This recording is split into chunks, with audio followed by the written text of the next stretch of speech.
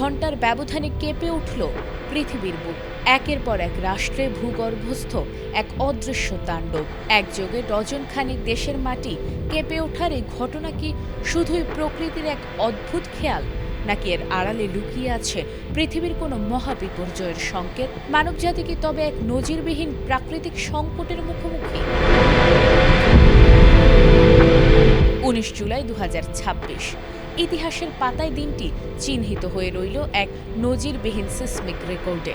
মাত্র 24 ঘন্টার ব্যবধানে বিশ্বের 12টি দেশ ও অঞ্চলে আঘাত হেনেছে মাঝারি থেকে তীব্র মাত্রার ভূমিকম্প। ডজন খানেক দেশের মাটির নিচের এই আকস্মিক তোলপাড় মুহূর্তের মধ্যে ছড়িয়ে দেয় বৈশ্বিক আতঙ্ক। এই কম্পন শৃঙ্খলের সবচেয়ে ভয়াবহ রূপটি দেখা যায় মেক্সিকোতে। রিখটার স্কেলে 7.3 মাত্রার এক প্রলয়ঙ্কারী শক্তিতে কেঁপে ওঠে দেশটি।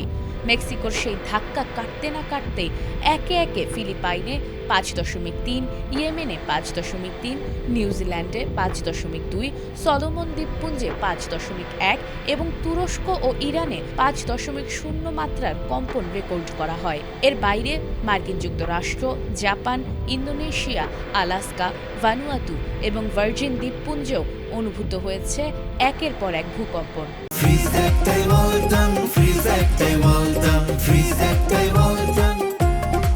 একদিনে 12 দেশে কম্পন।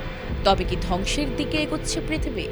সাধারণ মানুষের মনে যখন এই ভয়ার্ত প্রশ্ন, ভূবিজ্ঞানীরা তখন মেলাচ্ছেন অন্য হিসাব।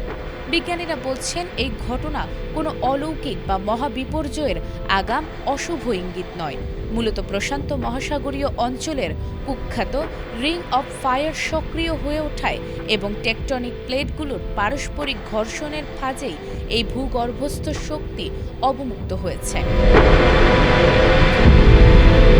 বিশেষজ্ঞদের দাবি, প্রতিটি দেশের ভূগর্ভস্থ ফাটল বা ফল্ট লাইন সম্পূর্ণ আলাদা। ফলে এক দেশের কম্পন অন্য দেশে আঘাত হানেনি, বরং মাটির নিচের এই শক্তি অবমুক্ত হওয়া বড় কোনো মহাবিপর্যয়ের ঝুঁকি কমিয়ে দেয়। তাছাড়া আধুনিক প্রযুক্তির কল্যাণে এখন অতি ক্ষুদ্র কম্পনও ধরা পড়ায় মনে হচ্ছে ভূমিকম্পের সংখ্যা হঠাৎ বেড়ে গেছে। বিজ্ঞানীদের যুক্তি যাই হোক না কেন, প্রকৃতির এই আকস্মিক রুদ্ররূপ মনে করিয়ে দেয় পৃথিবীর শক্তির সামনে কতটা অসহায় এই মানব সভ্যতা। আর তাই ভবিষ্যৎ বিপর্যয় রুখতে এখন থেকেই আমাদের প্রস্তুতি বাড়ানোর কোনো বিকল্প নেই।